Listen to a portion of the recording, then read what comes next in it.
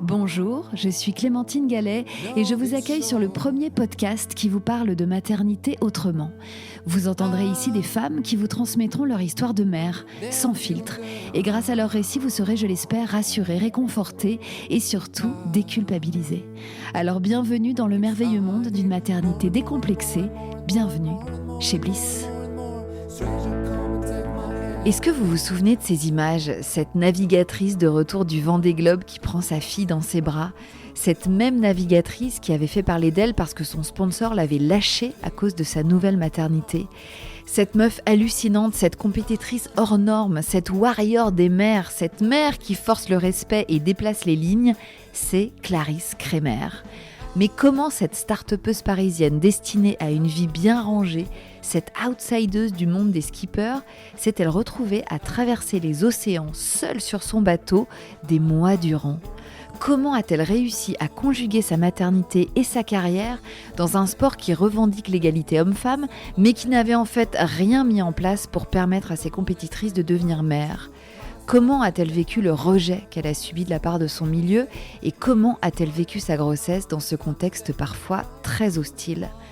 Dans cet épisode, Clarisse retrace sa trajectoire singulière, de sa première régate à l'arrivée de son bébé jusqu'à ce Vendée Globe mémorable où elle a repris la mer en laissant à terre sa petite fille, prouvant qu'une carrière de grande sportive peut continuer après un enfant, que la passion peut rester entière sans renoncer à l'amour et qu'on peut être à la fois mère engagée, femme libre et athlète accomplie. Bref, qu'on peut suivre son instinct, choisir son propre cap, tracer sa route sans demander la permission et au passage, ouvrir des horizons.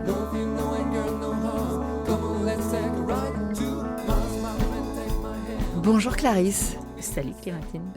Enfin tu es là en face de moi, enfin tu as bravé la fin d'un premier trimestre de grossesse pour venir me voir parce qu'on devait enregistrer cet épisode bien plus tôt et puis on avait calé une date et puis un jour tu m'écris, tu me dis bon je suis désolée mais je fais que vomir parce que en fait je suis enceinte du deuxième, donc c'était à la fois une très bonne nouvelle pour toi. Exactement. Et moi j'étais là merde, encore se louper. Donc on a laissé passer ce premier trimestre et te voilà enceinte et rayonnante de ton deuxième enfant. T'en es à combien de mois là ? Là je rentre dans le 7e mois.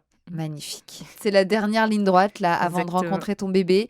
Un petit podcast de Bliss avant ça. Ça me paraît pas mal. Approprié. C'est très recommandé même, j'ai l'impression. Oui, c'est prescrit par les médecins. Remboursé.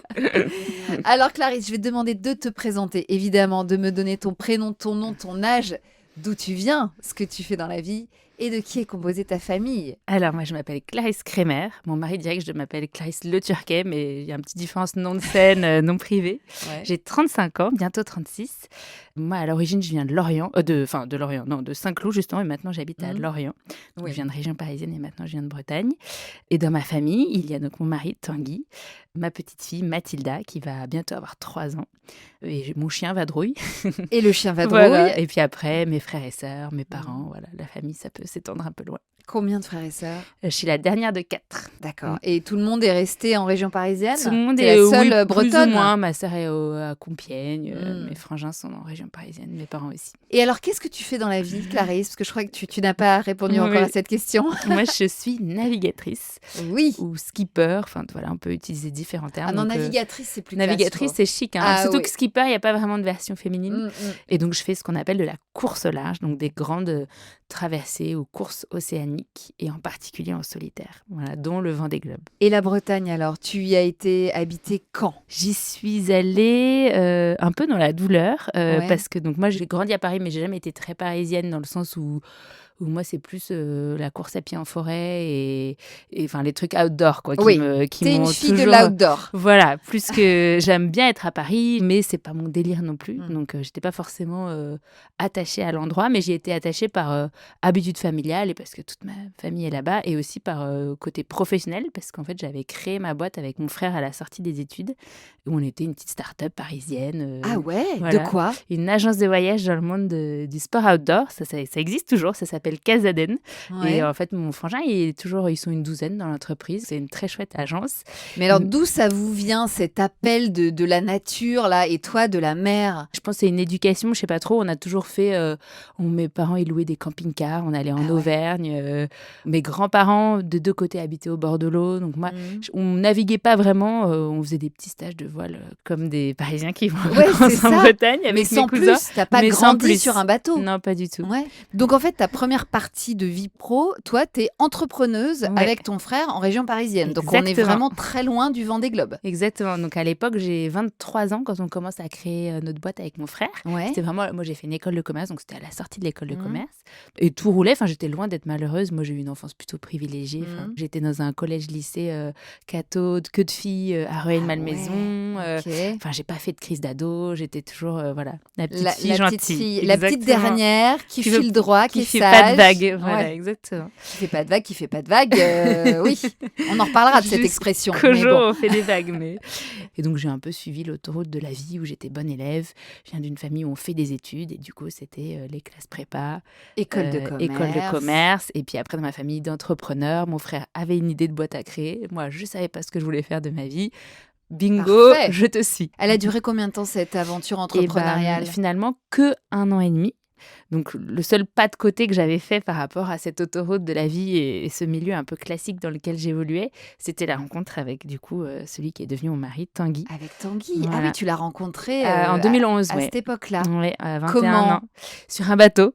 Sur un bateau, évidemment. Il faut bien qu'à un moment donné, le bateau arrive. C'est là que le bateau arrive. Voilà. Dans ton port. Exactement. Et quel bateau? Dans quel contexte? Donc moi, j'étais étudiante. J'organisais avec plein d'autres étudiants une asso qui avait plusieurs années déjà. C'est pas moi qui l'ai créée. Une asso qui s'appelle Rêve d'enfance, qui emmène des enfants en rémission de cancer faire une croisière en Corse. Et, formidable association. Exactement. Et toute l'année, on fait plein d'autres choses. On va les voir.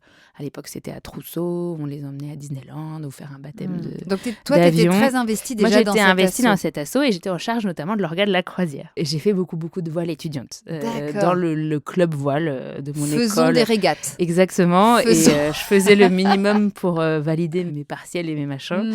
Et donc, je faisais ça et du rugby. Et l'asso. Ah ouais, donc, voilà. Donc tu chômais pas. Je chômais très pas. Active. J'avais un peu un poil dans la main côté études, mais à côté de ça, je m'occupais. Quoi. C'est ça. Voilà. Déjà dans l'activité physique, plus. Exactement. Et cette année-là, un des skippers était un certain Tanguy Le Turquet.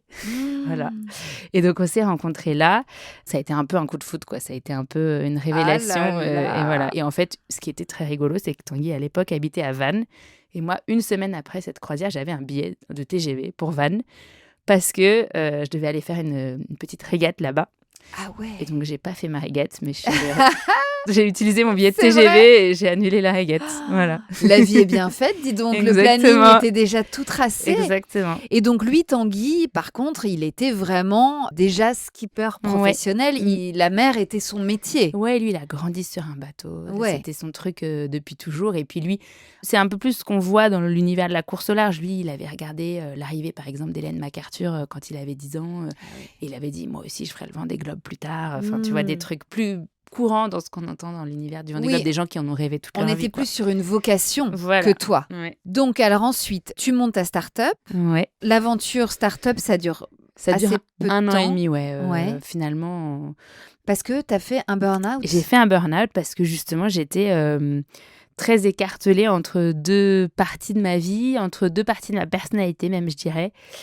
Pour la petite histoire, et justement quand on parle de quelque chose qui est limpide et qui paraît tout de suite évident, quelques mois après avoir rencontré Tanguy, on a acheté un bateau ensemble. Alors, dans les trucs de vie de couple, il y a s'installer, il y a habiter ensemble et tout. Acheter un bateau, c'est pas mal aussi. Tu m'étonnes.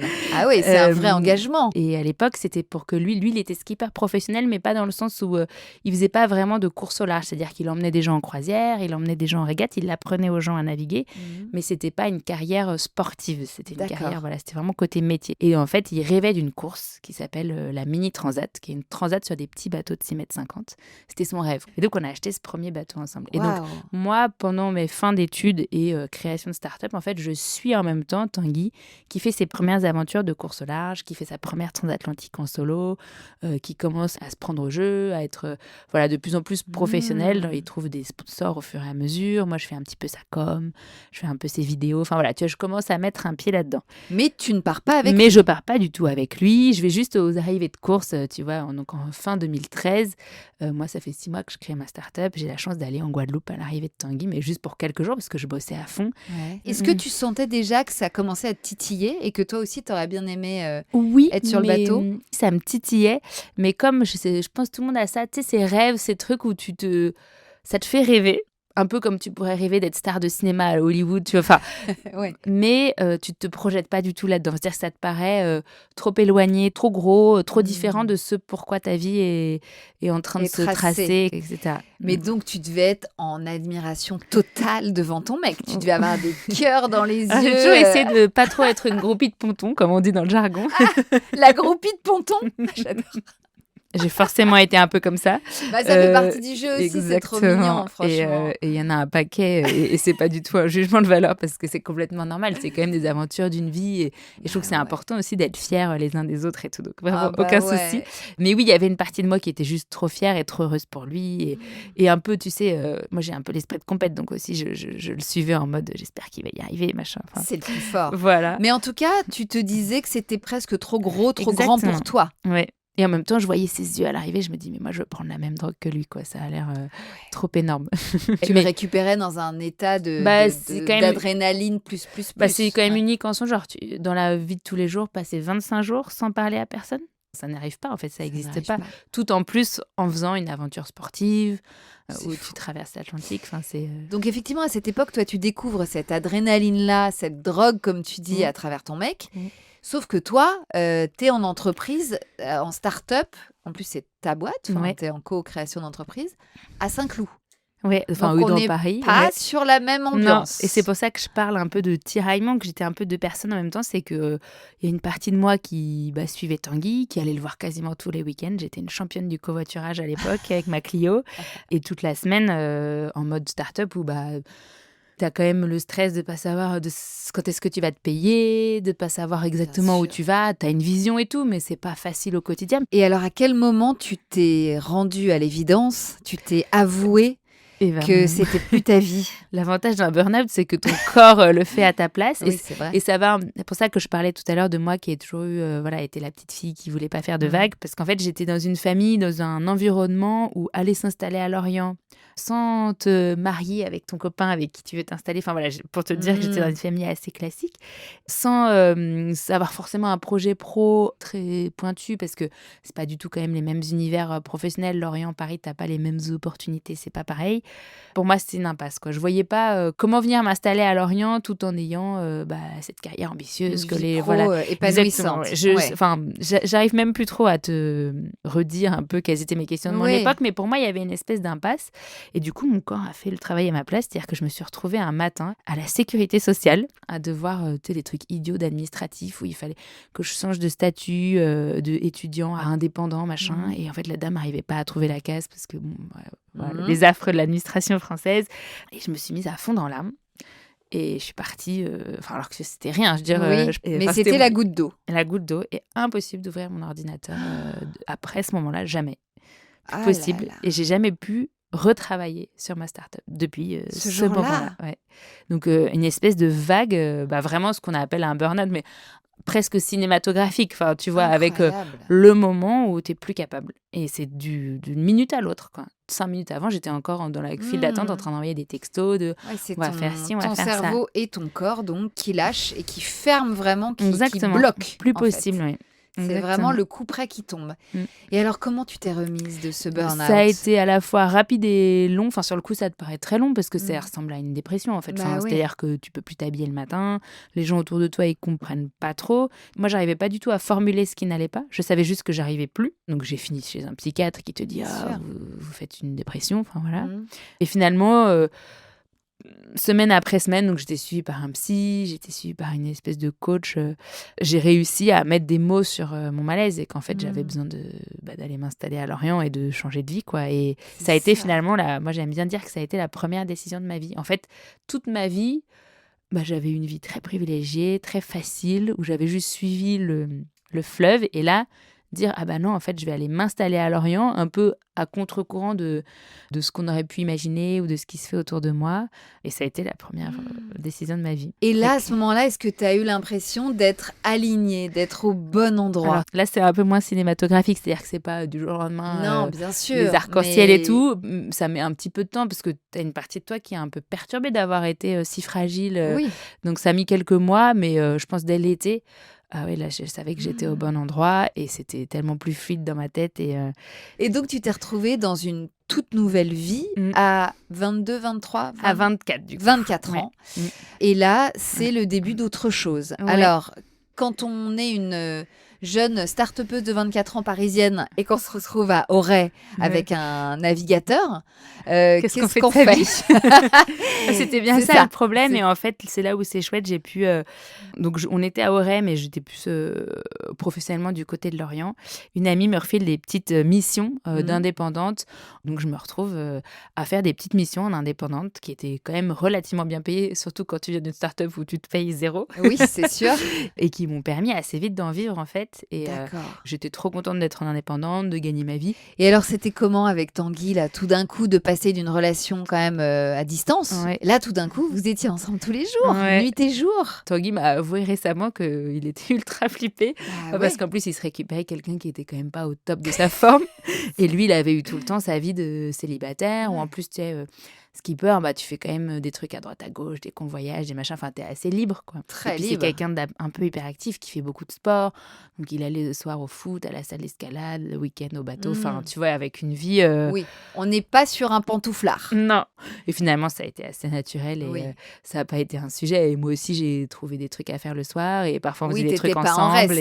Exactement. Donc c'était pas un problème. Et alors, à quel moment, Clarisse, tu as eu l'appel du large? Et assez vite. Et c'est pour ça que je dis que ça a été la première décision de ma vie de venir m'installer en Bretagne. Parce que du coup, derrière, ça m'a montré le pouvoir de la décision. J'ai trouvé ça assez magique de dire, j'avais l'impression d'être bloquée dans un carcan, dans un truc où je pouvais vraiment pas m'en sortir. Alors, probablement à tort sur pas mal d'aspects, mais malgré tout, j'avais cette sensation. Et en fait, dès l'été de mon arrivée en Bretagne, en fait, et là, j'ai commencé à dire, alors pas à tout le monde au début, mais en tout cas à Tanguy, moi aussi, je crois que je vais faire la Mini Transat, donc cette fameuse course. Et alors, pas du tout comme un projet de carrière. Là, on est encore très, très loin de l'idée de devenir navigatrice. Mais déjà, c'était énorme de faire ces 25 jours toute seule. Moi, j'avais jamais été toute seule sur un bateau. J'avais jamais passé une nuit en mer toute seule. Enfin, c'était vraiment un défi. Mais c'était ce défi qui me faisait vraiment triper, qui m'attirait, qui me transcendait. Et donc ça, j'ai mis quelques semaines, quelques mois à le verbaliser. Mais en fait, c'est un des trucs que j'ai appris et que j'adore dans ma vie depuis une dizaine d'années. C'est... la capacité qu'on a en fait à appuyer sur un bouton et ta vie elle change. C'est ça que j'ai découvert avec mon billet de TGV pour la Bretagne, quoi. Et ça, je trouve ça trop bien. Et en fait, c'est des projets qui se préparent sur 2 ans. La Mini Transat, c'est une course qui a lieu tous les 2 ans. Il y a 2 ans de qualification, de parcours, de courses à faire et tout ça. C'est un truc assez lourd. Et moi, c'était vraiment une parenthèse. C'est-à-dire que j'allais continuer à bosser en même temps. C'est ce que j'ai fait d'ailleurs. J'étais amateur dans le sens où je vivais pas de ce projet-là. Au contraire, c'était plutôt l'autre sens. C'était un gros stress de réussir à trouver des sponsors, des financements pour pouvoir mener à bien ton projet. Et dans ma tête, je faisais ce truc-là, puis je revenais... à ma vie. Mais comment on se prépare? Du coup, tu partais genre 3 jours toute seule, puis 4, puis 5, alors, puis 10. Au début, tu mets ton bateau à l'eau. Et après, tu fais ta première nuit en mer, alors en entraînement, toujours. Et puis, au fur et à mesure, en fait, au début, je m'entraînais que le week-end. Et puis, comme j'étais indépendante, je faisais un petit peu ce que je voulais de mon planning. Et donc, au fur et à mesure, comme je voyais qu'il y en avait qui s'entraînaient la semaine, je disais, mais moi aussi, je vais m'entraîner la semaine. Et donc, c'est comme ça que je me suis fait happer. C'est-à-dire que à la fin, je bossais plus vraiment que pour de l'alimentaire. Il n'y avait plus du tout cette notion de faire fructifier mon portefeuille de clients ou je sais pas quoi. C'était vraiment juste, donnez-moi des missions là pour que j'ai gagné de temps à la fin du mois. Et le reste du temps, je suis sur l'eau, quoi. Et en fait, le reste du temps, je suis en train de préparer mon bateau, de bricoler. Il y a beaucoup de temps de chantier sur nos bateaux parce que ça, c'est des bateaux dont il faut prendre soin. Et puis de m'entraîner et de progresser. En parallèle des préparatifs de cette transat, dans votre vie perso avec Tanguy, comment ça évolue? Est-ce que vous vous projetez, à part sur des bateaux. Mais est-ce que vous vous projetez dans votre vie de famille? Qu'est-ce que vous vous dites pour la suite? Ouais, on se projette beaucoup. Donc lui, il a fait plusieurs mini-transats, cette fameuse transatlantique. Et à l'arrivée de la mini-transat 2015, sur son bateau en Guadeloupe, il me demande un mariage. À l'arrivée? Mais à l'arrivée. Et quand après 25 jours de séparation, voilà. Mon Dieu, il avait eu le temps de la romantique. réflexion. Et donc oui, on se projetait quand même, tu vois, on n'était pas très vieux, mais on se projetait quand même bien dans l'avenir. Et donc l'idée, c'était de se marier. L'idée, c'était de se marier. Là, on est en 2015, donc l'idée, c'était de se marier après, l'année d'après. Oui, on devait se marier à l'été 2016. Et en fait, j'ai un peu cafouillé. Enfin, j'ai pas cafouillé vraiment, mais c'est-à-dire que je savais que Tanguy était l'homme de ma vie. C'était pas ça le sujet. Je sais pas si tu vois, parfois les mariages, ça se concentre plus sur la fête, le jour J, que l'engagement que ça représente. Et ça partait un peu dans ce truc-là de l'orga, du jour J. Je pense que c'était un peu too much pour moi. Enfin, donc, je ne saurais pas trop l'expliquer, mais 1 mois ou 2 mois avant le...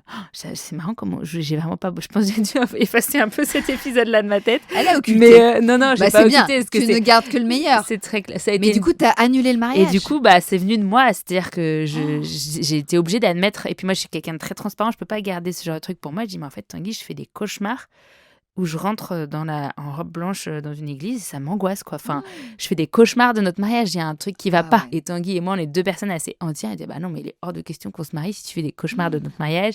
Et l'un dans l'autre, ça a donné une annulation. Mais du coup, les gens sont là, merde, ils sait pas pourquoi. Mais c'était pas du tout ça le sujet.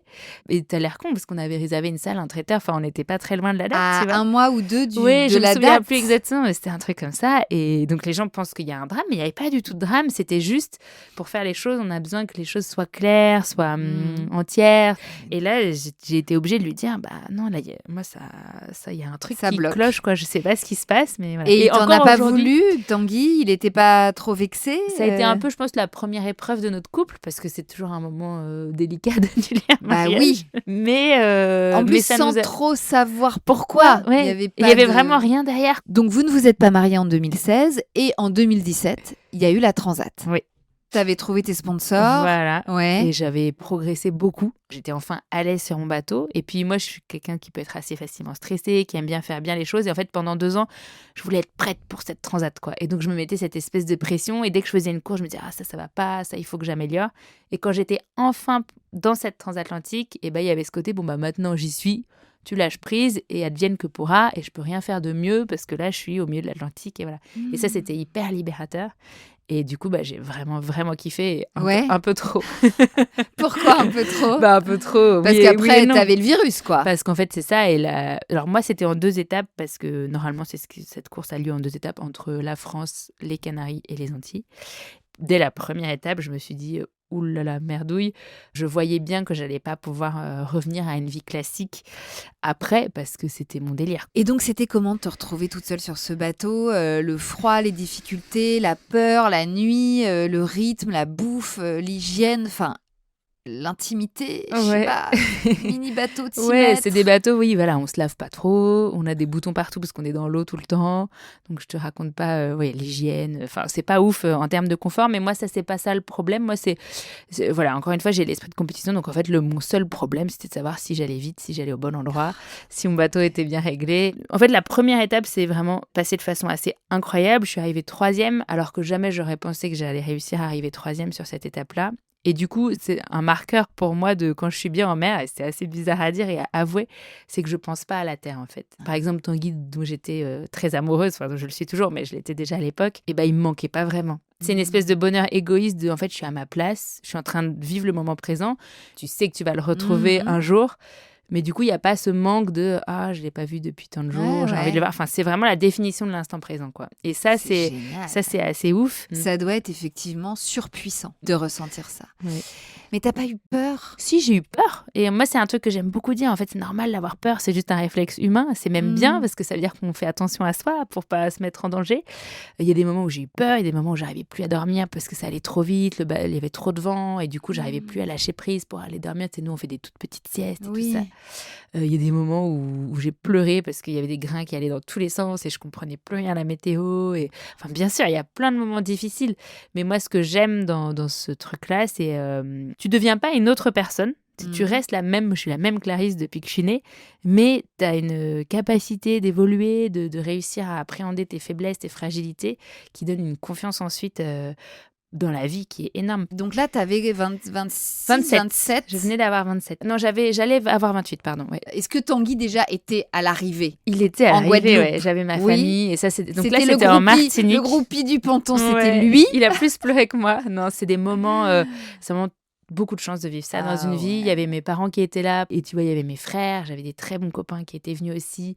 Et ça, c'est hyper précieux. Dans tous mes projets de course, que ce soit aux arrivées, au départ, c'est vraiment... à chaque fois, je travaille cette gratitude de tous ces instants qui sont juste dingues. Ouais. Tu te sentais comment, toi, en arrivant de cette toute première course, qui était loin d'être la dernière, mais enfin, quand même, la première, elle compte. J'étais trop heureuse de l'avoir fait, de l'avoir bien vécu. En plus, c'était surtout ça, mon objectif.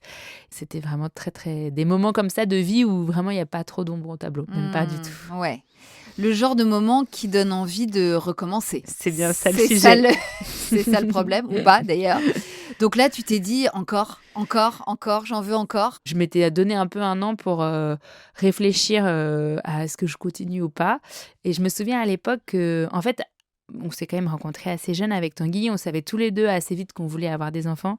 Et il y avait un peu ce truc-là de après ma mini transat. Enfin, il y avait un peu. C'était pas très clair, c'était pas très formulé, mais peut-être après la mini transat de Clarisse, donc 2017, il y aura peut-être un projet bébé. Il y avait un peu ce truc-là en l'air. Mais j'imagine quand même que quand on arrive de 25 jours seul en mer, on a tellement eu le temps de cogiter que ça ne m'étonne pas que ce soit des points un peu charnières de discussion, de prise de décision, comme quand il t'a demandé en mariage en arrivant lui, toi quand tu arrives de ta transat toute seule, j'imagine qu'à nouveau, tu as envie de débloquer, comme quand on débloque des niveaux, tu sais, de vie. Tu ressens ça un peu comme ça ou pas? Tout à fait, c'est pour ça que je dis que c'est un peu des retraites spirituelles, qui a un côté très intime. Et en même temps, c'est pas la vraie vie en mer. Et donc, ça peut aussi t'éloigner des vraies questions de la vie, tu vois. Enfin, c'est à double sens, à double tranchant. Parce qu'il y a quand même un truc au fond de toi qui sait que c'est pas la vraie vie. Donc, tu te méfies aussi un peu de la version de toi qui est en mer, accro à ce truc-là, tu vois. C'est un peu, je sais pas trop si c'est clair. Et donc, c'est un peu ce qui m'est arrivé en 2018. C'est-à-dire qu'il y avait un peu ce truc-là de on va bientôt faire un enfant, on s'aime, on a envie de fonder une famille. Enfin, voilà, il n'y a pas trop de sujets. Et en même temps, à chaque fois que j'étais en bateau, je me disais « Ah non, mais là, si je tombe enceinte, je pourrais plus faire ça. Enfin, ça va me bloquer dans mes projets bateaux. » Et donc, en fait, encore une fois, ça n'a pas été dit de façon très claire. Mais Tanguy voyait bien que je me réengageais dans les projets bateaux parce qu'au fur et à mesure, en 2018, j'ai signé pour différents trucs et que c'était des trucs qui n'étaient pas compatible avec une grossesse et une arrivée d'enfant. Et donc ça, forcément, ça vient de la femme parce que lui, ça le bloque pas dans ses projets. Moi, c'est deux choses qui sont pas compatibles, en tout cas sur les courts termes. Enfin, sur certaines périodes, c'est juste pas possible, quoi. Donc, qu'est-ce que tu as pris comme décision? À l'époque, j'avais un sponsor qui proposait de me suivre et donc de dire, banco, on continue. Donc, c'était sur d'autres circuits de bateau un peu plus prestigieux. Et là, je devenais professionnelle parce que j'avais un sponsor avec un budget bateau et un budget salaire qui me permettait d'en vivre. Donc ça, c'était une grosse marche pour moi parce que là, j'abandonnais mon boulot à côté. Et c'était au moins 2-3 ans d'engagement avec eux pour faire ça à fond, tu vois, pour tenter un peu cette vie-là. Mais tout de suite, le projet famille au second plan. Passe au second plan. Ouais. Donc là, tout d'un coup, tu deviens pro. Oui. Je deviens pro. Donc, tu accèdes à des courses encore plus prestigieuses, encore plus difficiles, notamment le Vendée Globe. Il se trouve qu'au moment où je signe avec ce sponsor pour dire « Ok, on va faire 2-3 ans de tels bateaux qui étaient des plus gros bateaux qu'avant, mais pas non plus des bateaux du Vendée Globe », j'ai un nouveau sponsor qui arrive vers moi et qui me dit est-ce que tu veux faire le Vendée Globe avec nous? Le Vendée Globe, c'est un peu le Graal, c'est ce qui se fait de mieux. Et d'avoir un sponsor qui, à 28 ans, vient vers toi en te disant est-ce que c'était dans 2 ans? T'avais jamais mis le pied sur un bateau comme ça, c'est des gros bateaux de 18 mètres, hyper spécifiques. T'avais jamais mis le pied sur des gros bateaux comme ça? Une fois en Media Woman, c'est-à-dire je prenais les photos. Ah oui, pas vraiment la même chose. Non. Et donc ça a été un accélérateur énorme dans ma carrière. Donc te voilà parti pour une préparation de 2 ans pour préparer cet incroyable premier Vendée Globe. Comment ça s'est passé là pendant ces 2 ans, en quelques mots? Enfin, c'est quoi une première préparation pour le Vendée Globe? Bah, c'est la même chose en plus gros. Enfin, c'est-à-dire que c'est des plus gros bateaux, des plus grosses équipes, des plus gros enjeux. Tout est un peu plus dur parce que ces bateaux, c'est des grosses dimensions physiques, émotionnelles. Parce que juste pour les novices comme moi, comment ça se passe? C'est-à-dire que c'est pas le tout d'avoir un sponsor et de se dire je prépare le Vendée Globe. Après, il faut être sélectionné. Voilà, il faut avoir un bateau, un sponsor Déjà. pour le financer.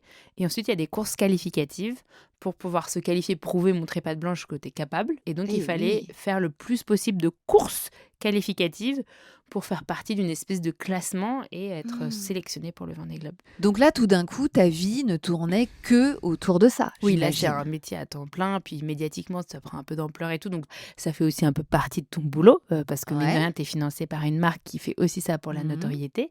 Et donc, une grosse partie de ton boulot, c'est quand même d'être ambassadeur d'une marque et de, en faisant parler de toi, faire parler de la marque. Enfin, voilà, c'est Mhm. tout un petit schmilblick. Et donc, le grand jour est arrivé. Il a bien fallu y aller et la faire, cette course du Vendée Globe. Donc, tu es partie 3 mois seule en mer pour la première fois de ta vie. Donc, c'était entre 2020-2021, l'hiver 2020-2021. l'hiver 2021. Ouais. C'est-à-dire quoi? Décembre, janvier, février? C'est ça, novembre, décembre, janvier, Novembre, février. dans- Je suis partie début novembre, revenue début février. Mon Dieu. Bon, et là, tu peux communiquer en revanche. Et là, par contre, tu as des communications. Heureusement. Ça fait partie du job même. Il Oui, faut oui. communiquer. Ouais. Comment tu communiquais avec Tanguy? On communiquait par WhatsApp. En fait, Ouais. j'ai un téléphone du bord où je communique essentiellement les 2 trucs. C'est mon équipe technique où j'ai un groupe WhatsApp et Tanguy. Comment tu l'as vécu, ce premier Vendée Globe? Ça a été super dur émotionnellement parce que je débarquais quand même un peu dans ce milieu-là. J'avais eu pas mal de courses annulées à cause du Covid. J'avais peu de temps pour me préparer. J'ai mis du temps à me mettre dans ma course, mais dès le cap de Bonne-Espérance, donc ça c'est quand tu passes le sud de l'Afrique du Sud, je me suis dit, mince, j'ai envie d'y retourner. C'est vrai? Parce qu'en fait, au bout d'un moment, t'arrives, c'est long, 2-3 semaines avant de te sentir bien, c'est long quand t'es tout seul sur un gros bateau.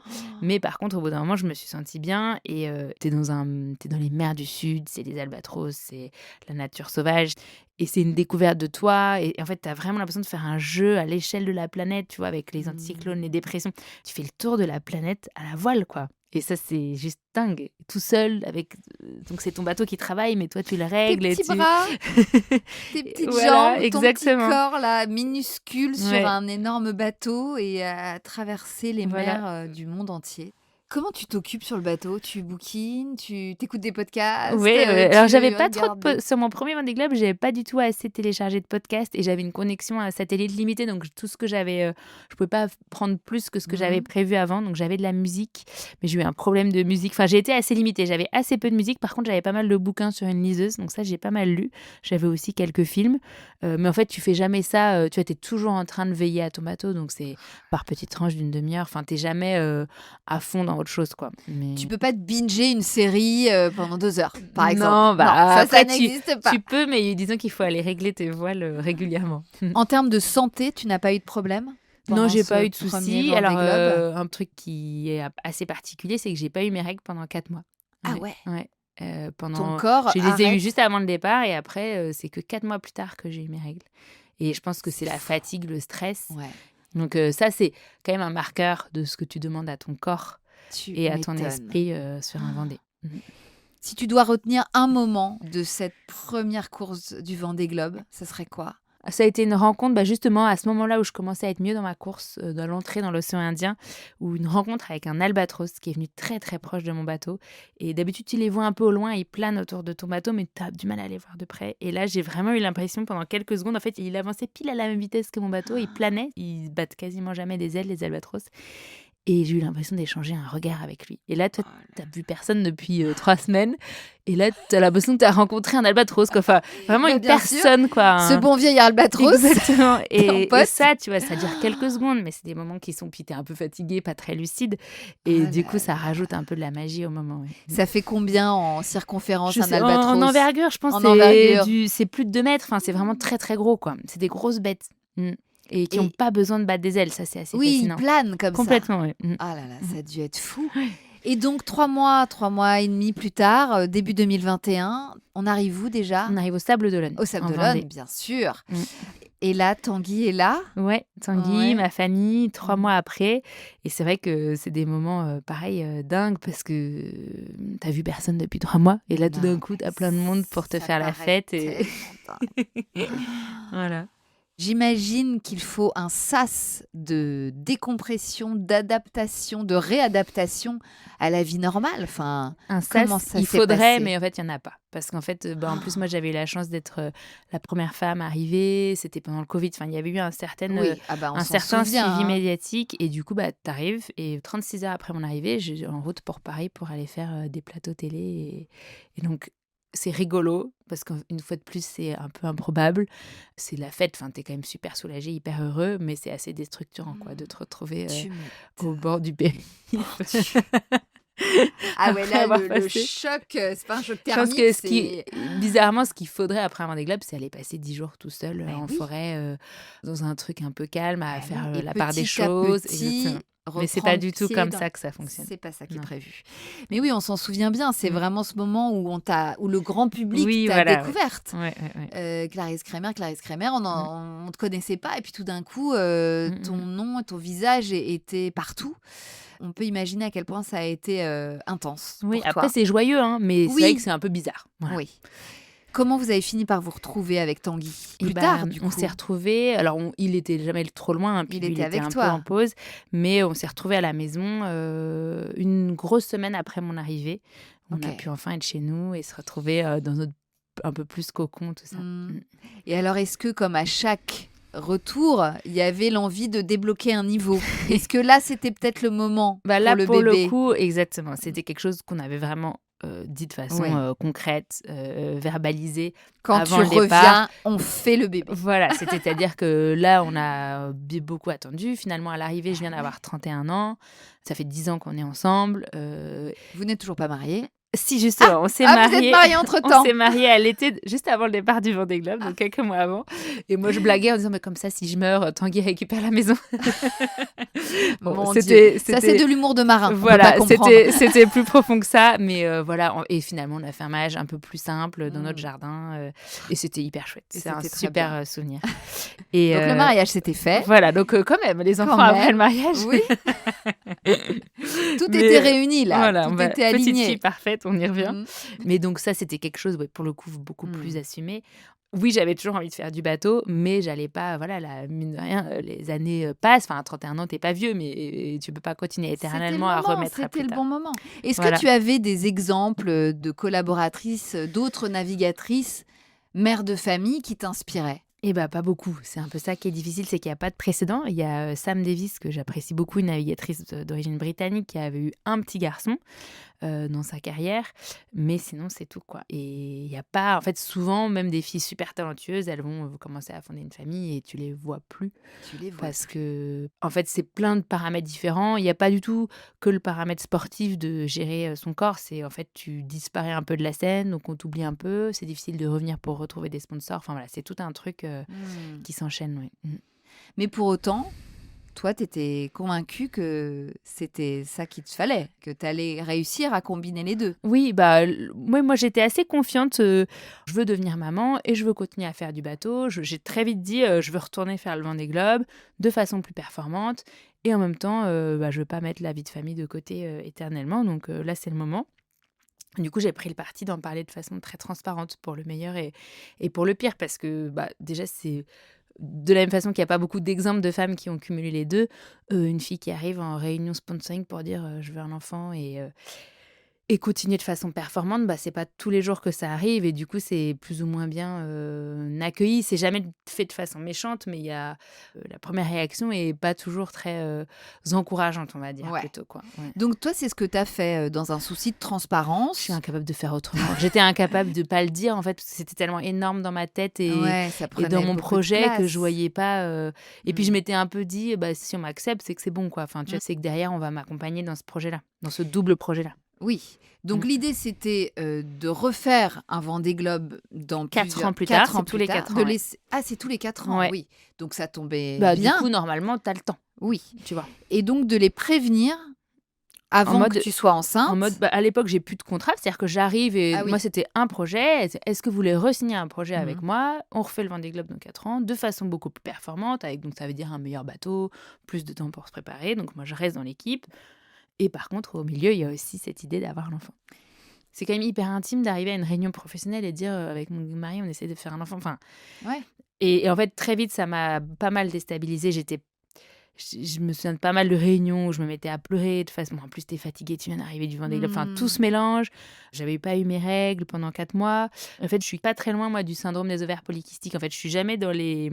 J'ai vu 3 gynécos différentes, 2 qui m'ont dit que je l'avais, une qui m'a dit que je l'avais pas. Ah ouais. Parce qu'en fait, je suis visible. T'es Je sais limite. pas les termes techniques, mais je suis limite. Et effectivement, j'ovule de façon un peu aléatoire. Ouais. Et donc, j'ai des cycles entre 31 et 45 jours, tu vois. Okay. Donc, déjà, t'arrives. Et puis, tu vois, les petites réflexions, c'était bon, ok, t'as jusqu'au mois de juin pour tomber enceinte, parce qu'après, pour la route du Rhum, c'est pas pratique. Oh, moi, ma femme, elle est tombée enceinte en 15 jours les 2 fois. Dis à Tanguy d'envoyer la purée. Enfin, tu vois, tu rentres... Tu rentres tout de suite dans cet univers-là. Et c'est pas méchant, c'est non, pas... Mais en fait, c'est inapproprié. Exactement. Et t'es dans un monde où, en fait, on a l'habitude de faire des tableaux Excel avec des grands projets, des dates. Oui, mais donc, et puis ce qu'il faut dire, c'est que c'est un milieu principalement masculin. Ah bah oui, ça, donc quand certain. tu parles de réunion sponsor... Je suis la seule fille sur la table. J'ai un souvenir de réunion à Paris avec mon sponsor et... Ah bah, dis-leur, Clarisse, du coup, quel est ton projet ? Enfin, c'est pas dit méchamment, mais bon, voilà, vas-y, dis-leur.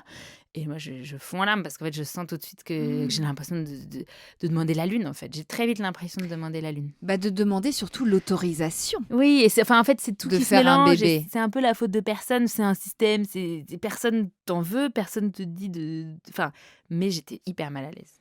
Comme je te comprends. On l'aurait été, évidemment, certainement autant que toi.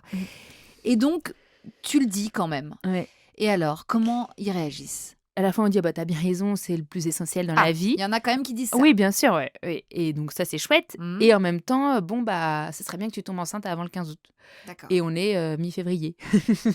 Ok. Et en fait, toi, tu sais pas comment ton corps fonctionne. Enfin, t'as jamais essayé d'être enceinte avant. Moi, j'avais jamais eu de grossesse avant, quoi que ce soit. Enfin, et donc, t'es là, oui. Enfin, il se trouve en plus que mon mari est navigateur. Donc, il y avait aussi des périodes où il n'était pas là. Ben, bien sûr. Et il y a aussi des périodes où on te propose des trucs de bateau. Et en fait, là, moi, j'étais perdue. Je savais pas s'il fallait que j'accepte de continuer à faire du bateau, quitte à prendre le risque de à nouveau plus avoir mes règles ou que de plus retrouver Tanguy au bon moment. Puis en plus, moi, des cycles hyper irréguliers, donc incapable de prévoir en avance quand est-ce que j'ovule. Et en fait, tu deviens très, très vite zinzin. Je suis très, très vite devenue folle. Je suis très optimiste jusqu'à fin juin en me disant « Oh non, mais ça va venir et tout ».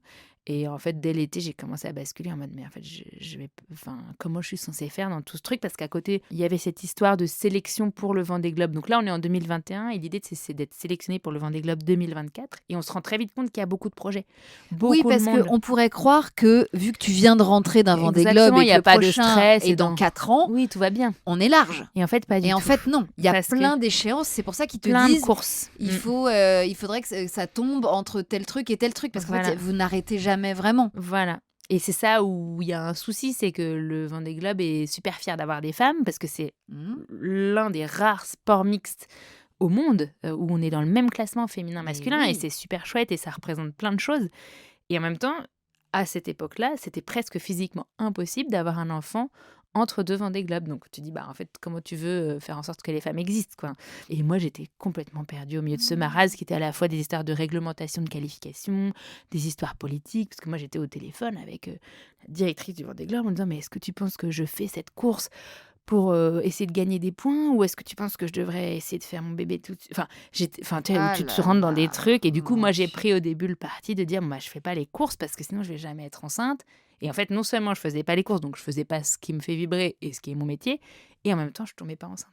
Et donc, du coup, je devenais zinzin. C'était ni l'un ni l'autre. Ouais. Et donc, je pense que Quand tu dis je devenais zinzin, c'est-à-dire c'est que je pleurais à chaque fois que j'avais mes règles, parce que je me disais, mais merde, donc là, je peux plus être enceinte avant telle date, donc c'est-à-dire je peux plus accoucher avant telle date, donc je serai plus prête pour telle course, machin. Tanguy, la prochaine fois, je vais probablement ovuler entre tel truc et tel truc. Merde, Tanguy a un rendez-vous sponsor à l'autre bout de la France.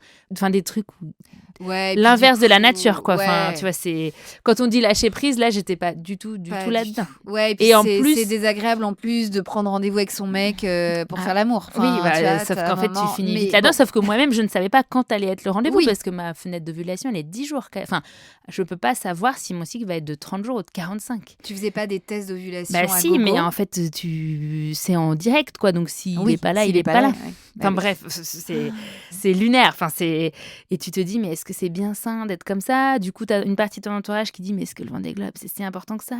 Tu as une partie de toi qui dit, bah, c'est ma carrière, et je vais pas. C'est pas normal qu'une fille puisse pas faire les deux. Enfin, et en même temps, tu sais que c'est pas le truc le plus important dans ta vie non plus. Mais en même temps, c'est ton boulot. Enfin, Hmm. ouais, Ouais. beaucoup de Ouh choses. là Et là là sans là. compter à côté les petites phrases du style ah, tu prends une bière, t'es pas enceinte, machin. Enfin, Ah bah oui, bien sûr. parce Tout qu'à le monde côté, il y en a qui scrutait. attendent. Eh Bah oui. oui, oui. Et Quelle en fait, j'ai appris période. par la suite qu'ils s'étaient un peu dit ah bah à l'automne, Clarisse, elle arrêtera d'essayer d'être enceinte parce que c'est plus viable sportivement, quoi. Sauf que moi, je me souviens, bah, pour le coup, j'ai un mail où j'écris à la direction de la communication en disant c'était avant qu'ils me choisissent, avant qu'on dise on va faire le Vendée Globe à nouveau ensemble. Moi, l'enfant passera avant, c'est-à-dire que je vais essayer jusqu'au bout de faire un enfant, quoi. Je vais pas arrêter à un moment donné, Hmm. parce que c'était ça aussi les conversations, mais t'es sûre, tu veux pas attendre 2025, donc après Eh le oui. prochain Vendée Globe. Tu sais, il y avait aussi ce genre de conversation. Hmm. Donc voilà, tu De vois un peu le bazar. conversation slash suggestion Exactement. slash. Sache, on prend la température, mais en fait, tout ça faisait que j'étais dans un état. Ah là là, j'imagine, ma pauvre Et chérie. puis, mon grand regret, mais c'est aussi comme ça qu'on apprend, qu'on évolue, c'est quand quelque chose me mettait mal à l'aise ou qu'une phrase allait trop loin, parce qu'il y en a quand même eu un certain nombre, j'avais beaucoup de difficultés à. Je souriais bêtement, tu vois. Enfin, et ça m'énervait d'être comme ça parce que en direct, j'étais comme ça, T'avais quoi. pas la répartie Pas du tout la que répartie. t'aurais Et par voulu contre, je avoir. sortais de là, du bureau, machin, et je pleurais, quoi. Enfin, Et tu bouillonnais. je bouillonnais, j'étais un mélange de colère et de déprime, quoi. On peut imaginer. Donc finalement, est-ce que t'es tombée enceinte avant mi-août? Non, pas du tout. Pas du tout. Je suis tombée enceinte donc 1 an après l'arrivée de mon Vendée Globe. 1 an après. Et Et alors, entre-temps, où t'ont emmené ces discussions avec ben, le sponsor? avec le sponsor, on avait quand même. Alors, on n'avait pas signé de contrat, mais on avait annoncé publiquement par Oui. voie de communiqué de presse qu'on faisait le Vendée Globe avec tel bateau en Oui. 2024 et tout Que ça. vous Donc, rempliliez, en fait. c'était Ouais, officiel, oui. officiel. Voilà. Donc finalement, tu tombes enceinte 1 an après, Février 2022. 22. Ouais. Donc là, tu leur annonces, j'imagine, Voilà. puisque c'était dans les tuyaux quand même. Hein. Exactement. Ils étaient prévenus. Oui. Ouais. Et là, c'est pas très drôle. Enfin, c'est. Tu es face aux gens et tu sens bien que tu es face à 2 personnes en même temps à chaque fois. C'est-à-dire que tu as le professionnel et l'humain. Alors, ça dépend des gens, mais quand même, la plupart des humains sont en mode ah bah, c'est cool pour toi. Et en même temps, je me suis tapé des phrases du style ah, mais pour moi, t'essayais plus de faire un enfant. Enfin, et tu nous plantes un couteau dans le dos. Des gens qui me disent plus bonjour. Là, pour le coup, c'était plus facile pour moi parce que j'étais tellement heureuse d'être enceinte que j'étais un peu blindée. C'était dur, surtout qu'entre-temps, j'avais changé mon fusil d'épaule. Moi qui avais dit, ok, je navigue très peu, j'avais fait finalement que une transatlantique en convoyage, une course. Enfin, j'avais essayé je bricolais un peu, je faisais un peu comme je sentais. Et ben là, j'avais dit, ok, je vais arrêter cette technique-là parce que là, je navigue pas, je tombe pas enceinte. Donc, j'avais accepté des courses au printemps, des courses qualificatives pour engranger de la qualification. Et donc, puis le moment où j'avais accepté ce truc-là, qui représente des investissements pour l'écurie et tout ça, bam, je tombe enceinte. Donc pour eux, t'étais la traîtresse, quoi. Oui, alors c'était pas dit comme ça, ouais. mais c'était, enfin en tout cas moi je C'est ce qu'ils t'ont fait le ressentir. ressentais, mais pas de tout le monde encore une fois. Mais il suffit de quelques personnes et d'une ambiance globale et c'est vrai que c'est dur, tu vois. Par exemple, moi j'ai des débuts de grossesse assez compliqués. La deuxième fois là, ça a été encore pire, mais la première fois déjà j'ai eu 1 mois entier où j'étais pas capable de travailler. Ouais, c'est ça, 4 semaines vraiment vomito où j'étais pas au fond de mon lit, mais pas capable d'aller faire. Moi, je faisais beaucoup de conférences, du coup, pour le sponsor. J'étais ambassadrice, je faisais des représentations en attendant de retourner naviguer. Et donc, il y a eu 1 mois où je l'ai pas fait. Et tu vois, ils t'enlèvent ton salaire, quoi. Enfin, c'est des trucs comme ça. Ouais. Où ils te disent, c'est pas méchant, c'est notre politique comme ça, comme tu es indépendante. Enfin, parce que donc, j'avais pas de contrat de salariat, mais. Puis en plus, comme tu es indépendante, tu n'as pas les mêmes arrêts maladie et tout ça que quand tu es salariée. Exactement. Donc, voilà. Est-ce que tu as imaginé que ce soit autant problématique jusqu'à te lâcher, en fait. Est-ce que Non, tu en t'as fait, imaginé ça? Non, et c'est là où moi j'ai été un peu. En fait, donc pendant ce temps, donc mon sponsor voulait, et même ça c'est un peu bizarre, c'est-à-dire qu'on allait voir la direction du Vendée Globe pour essayer de faire changer les règles, pour dire bah attendez, il faudrait qu'une femme puisse avoir un enfant entre deux Vendée Globe. D'une façon à la fois décevante et logique, le Vendée Globe disait bah nous on peut pas changer les règles en cours de process. Il aurait fallu assouplir Il aurait quoi fallu comme qu'il y ait une espèce de règle? dire, bah, il aurait fallu une règle du style, pour qu'une femme puisse exister dans l'univers de la voile, si elle a un enfant entre 2 Vendée Globe ou dans le cadre d'un parcours de qualification, elle peut être remplacée par un autre skipper qui lui donne ses points ou enfin, Ah tu oui. peux inventer plein de choses, quoi, Mmh. ou elle a le droit, à une année blanche, enfin, tu vois, Qui ne la pénalise qui la pas. c'est pas un passe-droit du tout, c'est-à-dire qu'il faut se qualifier, il faut se sélectionner, mais on fait en sorte que ce soit pas pénalisant, quoi, que ça soit pas impossible. Voilà. Mais la direction du Vendée Globe n'a pas Bah, en accédé fait, à cette demande. ils se sont dit, eux, ils sont restés sur une ligne très ferme de on change pas un règlement en cours de route. Point. On aime bien raconter l'histoire de on est un sport mixte, les femmes existent, sûr. à armes égales. Bah, du coup, va jusqu'au bout de ta logique, quoi. Te plains pas si on n'est que 10% à chaque course, parce qu'en fait, on disparaît tout à 30 ans. Il y a Donc, voilà. vraiment, Oui. effectivement, un illogisme total. Alors, ça a évolué, hein. Là, je me fais un peu Oui, mais à le l'époque, porte-parole c'était de ça. un peu ce qu'on me renvoyait en 2021 et surtout beaucoup de trucs autour de ah, mais la gestion de carrière, c'est une problématique individuelle. C'est ton truc personnel. Ça n'a pas à impacter le groupe, la communauté. Enfin, et ça, j'avoue que je trouve ça assez choquant parce que, en fait, l'humanité, on est là sur la planète Terre. Pourquoi ? Enfin, toi-même, tu as des enfants, tu es né du ventre d'une mère. Enfin, Ouais. j'avoue que moi, c'est un discours que j'arrivais absolument pas à entendre et qui Bah, oui, c'est un choix individuel d'avoir un enfant, effectivement. Mais en même temps, si la communauté, le groupe n'est pas capable d'accompagner ce choix-là, quel est le sens de notre présence sur la Terre, quoi. Enfin, Bien sûr. Non, mais c'est sûr que c'est philosophiquement Oui, j'en tombais à des trucs philo, quoi. irrecevable. Voilà, donc c'est pour ça que c'était super dur. Je sentais bien que ça crispait de plus en plus au sein de mon équipe. J'étais de plus en plus mal à l'aise. Encore une fois, je regrette de ne pas avoir été plus... Je pense que si j'avais été quelqu'un de plus conflictuel, finalement, ça serait mieux passé dans cet univers masculin. En mode, vous me faites chier, merde, maintenant c'est comme ça. Je pense que ça serait beaucoup mieux passé que la petite fille qui sourit et ensuite qui se bat en chialant. Mais je ne savais pas faire autrement à l'époque. Et du coup, la situation se dégradait. Mais moi, je me disais, bon, c'est pas grave, je vais avoir mon enfant à telle date. Je vais revenir à fond. Moi, j'étais persuadée que je pouvais encore me qualifier. J'allais être ric-rac, mais c'était possible. Et je me disais, bon, quand je vais revenir sur mon bateau, ils vont voir, je vais leur prouver, je suis quand même accompagnée par une super équipe, il y a quand même des super chouettes mecs. Techniquement, ils sont à fond, donc mon bateau, il va être bien, et ça va le faire, quoi. Et donc, du coup, fais le dos rond, là, c'est super dur, depuis 1 an, c'est dur, pendant toute ta grossesse, c'est dur, mais après l'accouchement, tu vas leur montrer. C'était ça, mon truc. Et je me disais, il me parlait, il y avait un peu cette idée, le projet peut s'arrêter, j'en entendais de plus en plus parler, mais j'y croyais pas parce que je me disais, par pur cynisme, en termes de communication, ce n'est pas possible. Ils se sont engagés publiquement auprès de moi pour un Vendée. Je fais un enfant dans un calendrier pas facile, mais faisable. Et donc, c'est impossible. Comment peuvent-ils choisir de raconter cette histoire de on a peur, elle représente un risque, on le prend pas. Pour toi, presque ils allaient se tirer une balle dans le pied. Oui, en fait, je me disais, même si je les agaçais et tout ça, et que même si la période était compliquée, in fine, ils étaient bloqués avec moi. Mais oui. Et donc, j'allais finalement, tout allait être bien qui finit bien parce que j'allais les faire changer, leur montrer qu'une femme pouvait avoir un enfant, être performante et tout ça. Comment on vit une grossesse, sa première de surcroît, dans cette ambiance-là ? Paradoxalement, assez bien. Ouais. Parce que j'étais tellement heureuse d'être enceinte. Tu vois, quand t'as attendu 1 an, finalement, t'es pas si loin de la moyenne, mais ça paraît quand même long. Après, c'est pas mon gros délire, la grossesse. Enfin, que ce soit les nausées du début. Du coup, les nausées du début font que... aux nausées du début de grossesse. Ouais, parce que moi, au début, c'était ça. C'était les 3 premiers mois, t'as pas encore un gros bidon. Je pensais continuer de naviguer. Ça a duré combien de temps, ces nausées ? Pas si longtemps que ça, finalement, que le premier trimestre. Après, moi, toute la grossesse, j'ai un vieux goût dans la bouche et un petit peu envie de vomir. Et donc, du coup, sur ma première grossesse, c'était trop marrant parce que à l'accouchement, la bouffe de l'hôpital, qu'est-ce que c'était bon. Parce qu'en fait, je me rendais enfin compte de ce vieux goût que j'avais dans la bouche. Enfin, t'avais plus la gerbe. Merci, mon Dieu. Est-ce que vous aviez demandé le sexe de ce bébé ? Oui, on avait demandé parce que pour couronner le tout dans tout ce truc, Tanguy était aussi en train de faire un processus de qualification pour le Vendée Globe. Mais oui, l'idée, c'était de le faire à 2, là, ouais, en donc parallèle. C'était aussi ça qui faisait que de l'extérieur, les gens se disaient « mais c'est impossible, ils vont jamais y arriver ». Et donc Tanguy était pas là pour l'accouchement. On a assez vite su qu'il serait pas là parce qu'il était justement sur une fameuse course qualificative, la Route du Rhum. Il aurait mis son projet en péril s'il ne l'avait pas fait. Et ça, vous le saviez dès que j'ai su l'avance. que j'étais enceinte, on a su que ça allait pas. Ça collait pas. C'était pile poil pas au bon moment, quoi. Et donc ça n'a pas loupé. Et j'ai accouché en plein milieu de la Route du Rhum. Et Tanguy, il a rencontré notre petite fille que 10 jours après. Oh là là, mon Dieu. Et bon, l'avantage, c'est que tu as eu le temps de te faire à cette idée que c'est pour ça qu'on a demandé le sexe aussi, c'était qu'on avait besoin de certaines certitudes.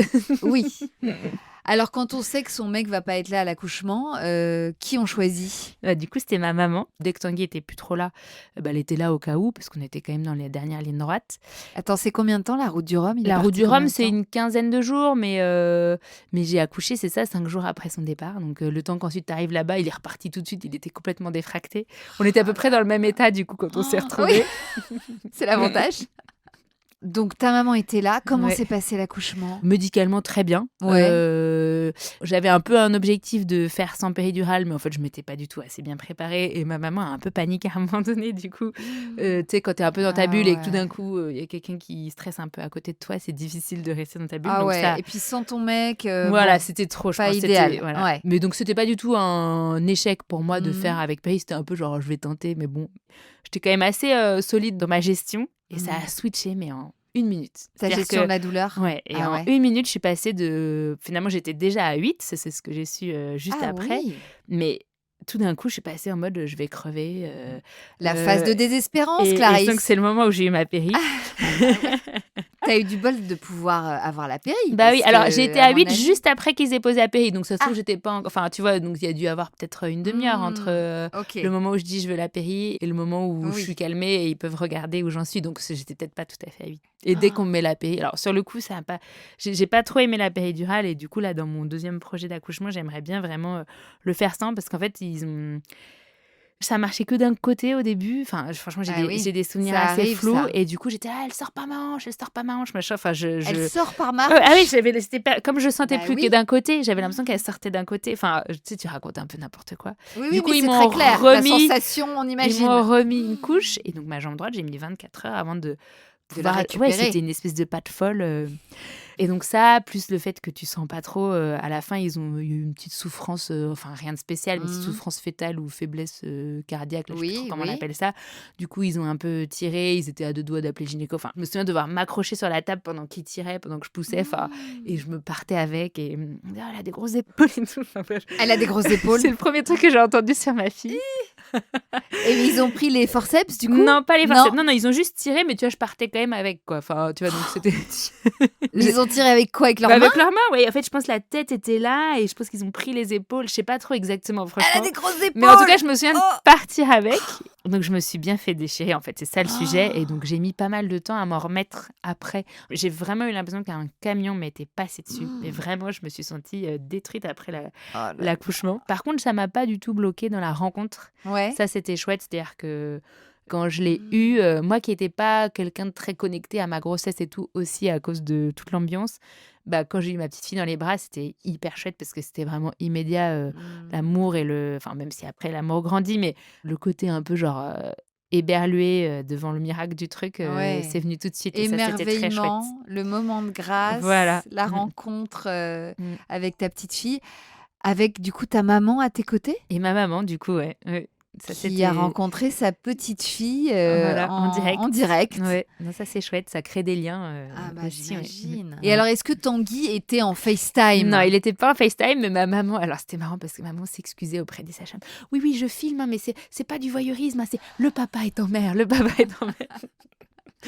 C'est tellement classe. Le papa est en mer. Et puis ma maman, elle aime bien qu'elle est sur... Il fait la route du Rhum. Trop mignonne. Parce que quand on fait la route du Rhum, on peut être connecté quand même. C'est ça. Mais donc, il avait à nouveau WhatsApp. C'est difficile de faire des lives. Ça marche pas hyper bien, mais tu peux télécharger des vidéos.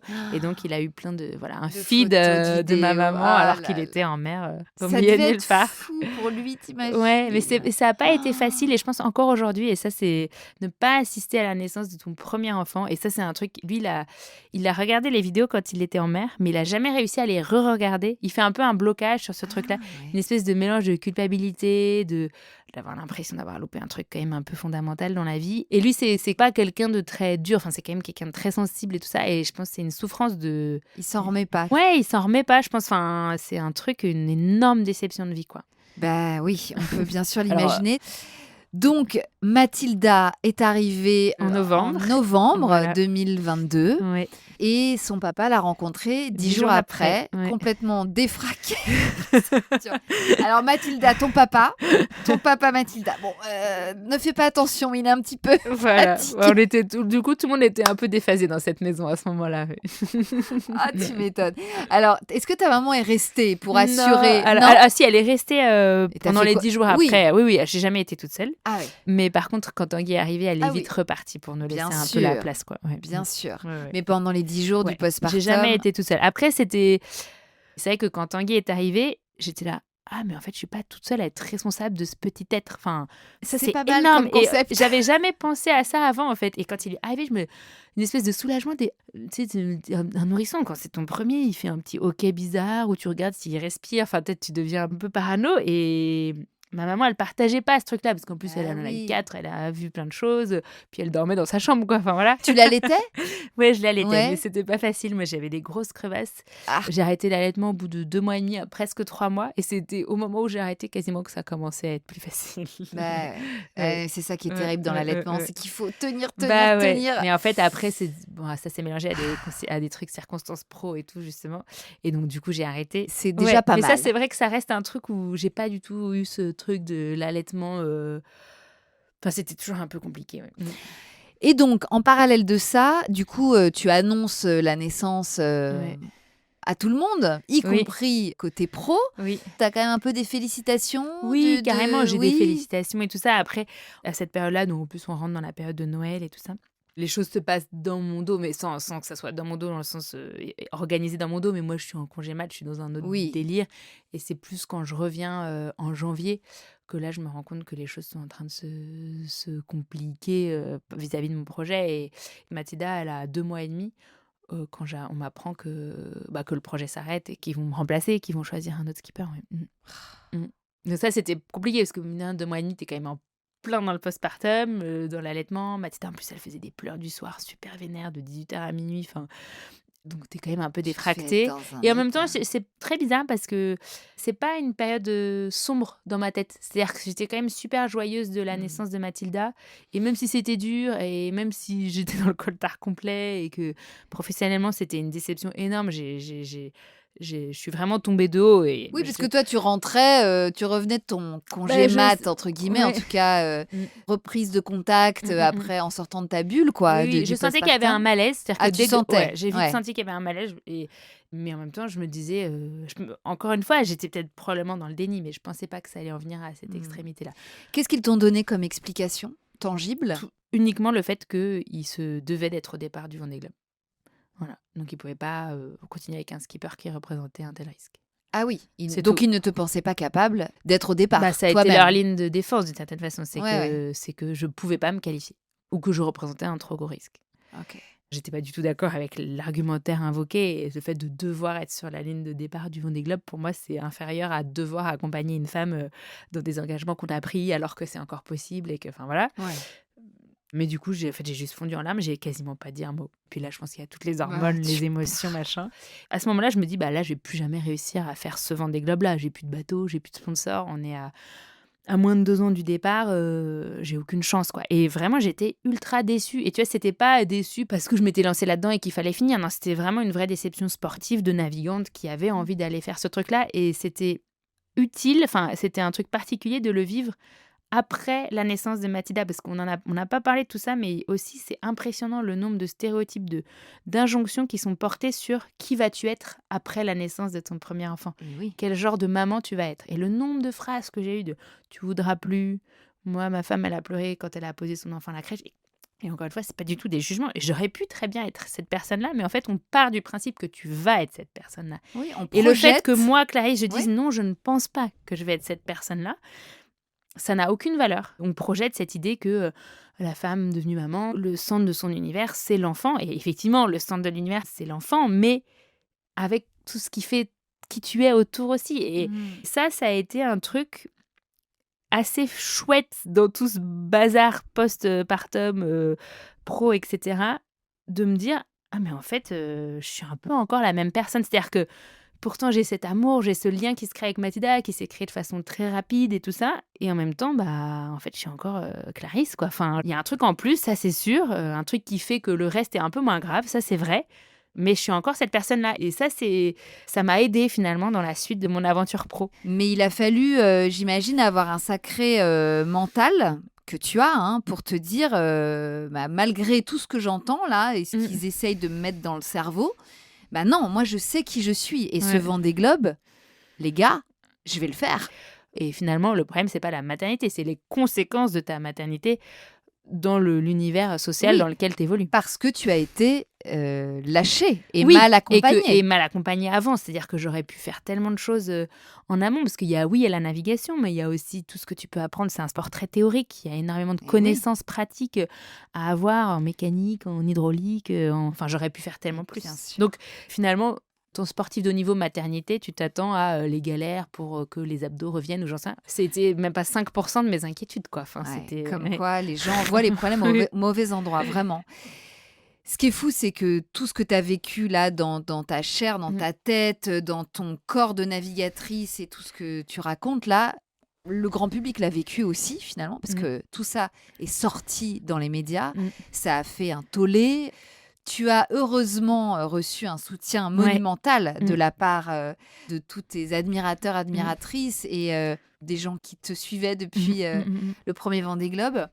Qu'est-ce que ça t'a fait d'avoir, en parallèle de cette immense déception, cette vague de soutien-là ? C'était hyper ambivalent parce que j'étais pas du tout en recherche de ce buzz médiatique qui arrivait un peu à mon corps défendant. Donc, il y a eu ce moment de l'annonce que le projet s'arrêtait et moi, pour le coup, je me voyais pas, à l'inverse de qui j'étais avant, dire oui, très bien, faites comme vous voulez. Là, j'ai dit non, moi, je vais dire mon propre ressenti et mes propres convictions. Donc, c'est ça qui a fait du bruit.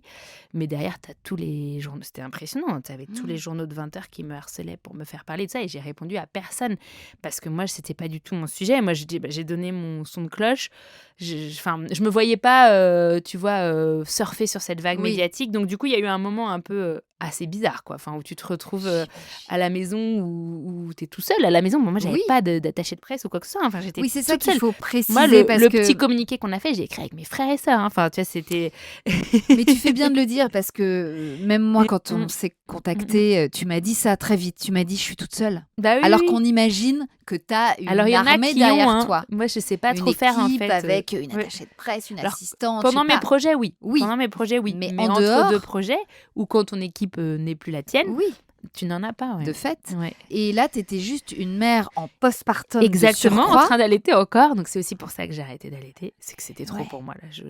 Avec un mini bébé de 2 mois et demi qui demande quand même pas mal d'attention et tout ce marasme qui t'arrive dans la tronche. Donc, ça, c'était bizarre. Donc, tu as fait un communiqué de presse avec tes frères et sœurs. Et c'est vrai que c'est à peu près tout, ce qu'il y a eu médiatiquement parlant. Par contre, l'ampleur que ça a pris... Ça me dépassait, ça dépassait le sujet de Clarisse la navigatrice, c'est un sujet de société en fait, c'est un sujet global. Le nombre de témoignages que j'ai reçus sur LinkedIn, sur Instagram, incapable de répondre à tout ça, mais il m'est arrivé un truc similaire dans telle ou telle industrie, dans tel secteur. Enfin, je me suis vite réfugiée là-dedans, dans l'ampleur que ça prend. Alors certes, c'est le bordel dans ma vie, mais ça me dépasse. C'est pas moi le centre du sujet, c'est la maternité dans notre monde moderne où on incite à l'ambition professionnelle et en même temps, derrière, ça suit pas. Et puis il y a aussi, moi, je trouve ce double dans notre société occidentale quand même privilégiée. Une certaine partie des femmes qui ont cette chance de pouvoir faire des études et tout, il y a un décalage entre la biologie et la vie sociétale, quoi. C'est-à-dire que tu fais un enfant à 25 ans, aujourd'hui, on te dit que c'est très jeune.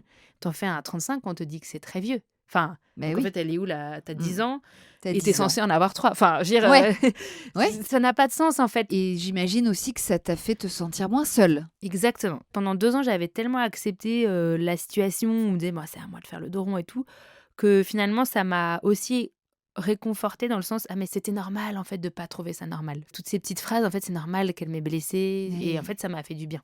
Et alors, rapidement, un autre sponsor Voilà. s'est présenté, a toqué à ta porte. Ce qui est rigolo, et c'est là où parfois on ne fait pas les bons choix dans la vie, mais à l'arrivée en 2021 de mon premier Vendée Globe, j'ai un sponsor qui frappe à ma porte qui s'appelle l'Occitane en Provence. L'Occitane, oui, voilà, qu'on connaît bien. donc une marque de cosmétiques quand même assez connue. Et puis très féminine. En plus, et avec un chouette univers assez nature et tout qui me correspond bien. Et en fait, il m'avait proposé à l'époque de m'accompagner sur le Vendée Globe. Et je lui avais dit, en fait, moi, j'aimerais quand même être loyale à mon sponsor actuel. Et puis, j'ai ce projet de maternité Vendée. Et je me vois pas créer, parce que là, c'était un peu différent. C'était pas rester dans une écurie, c'était créer mon écurie, créer mon projet. Ah ouais. Et je me sentais pas les épaules de mener ce double projet, créer une écurie de zéro plus avoir la maternité. Ouais, et donc finalement, 2 ans plus tard, on remet. Alors c'est moi qui envoie un petit texto en mode visiblement j'ai fait le mauvais choix il y a 2 ans. En toute simplicité, je suis désolée si c'est parce que je me sentais c'était un peu osé quoi. T'as dit non 2 ans avant et là tu reviens en mode finalement. T'as bien et finalement fait. Les planètes, ils ont très vite compris les enjeux et ils m'ont accompagnée très très vite. Et s'ils n'avaient pas réagi aussi vite, ça aurait été impossible parce que c'était super chaud. Oui, il fallait très vite se décider. Très très vite, oui. Donc, tu es tombée sur des gens bien, pas rancuniers. Voilà, pas rancuniers. Et puis, c'est vrai que assez vite, ils embrassaient la totalité de l'histoire. Et c'est aussi lié à leur secteur d'activité, mais c'est aussi lié à leurs valeurs, à leur ADN, de dire, nous, on t'accompagne, même si tu représentes un risque. Et c'est parti, quoi. Parfait.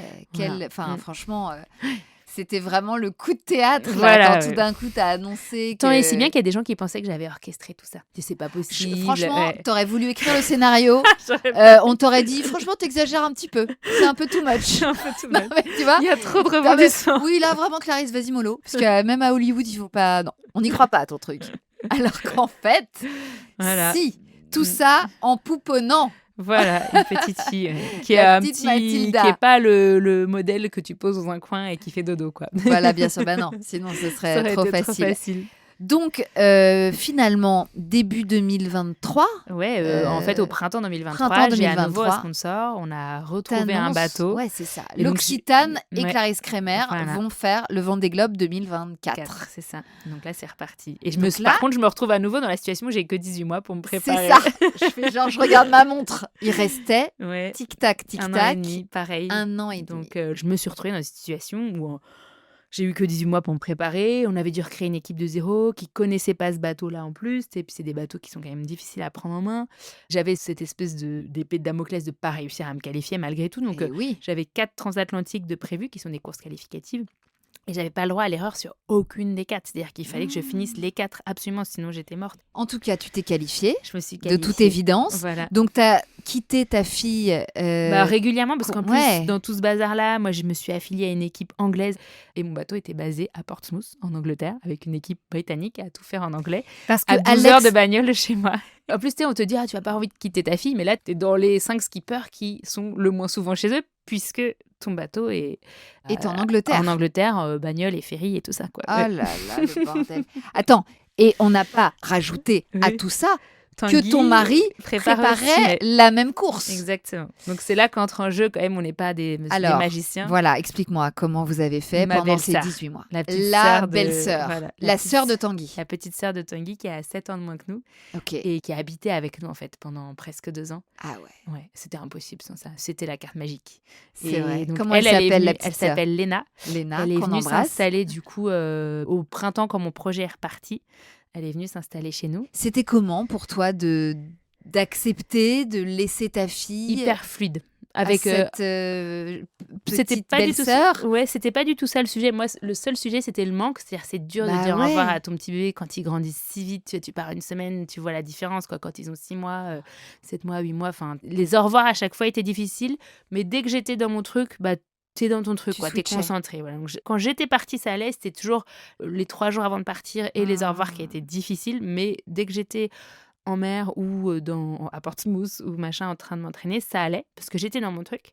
Et surtout, hyper fluide avec Léna. C'est-à-dire que j'ai jamais eu de problème de peur ou de confiance. Et ça, c'est hyper précieux.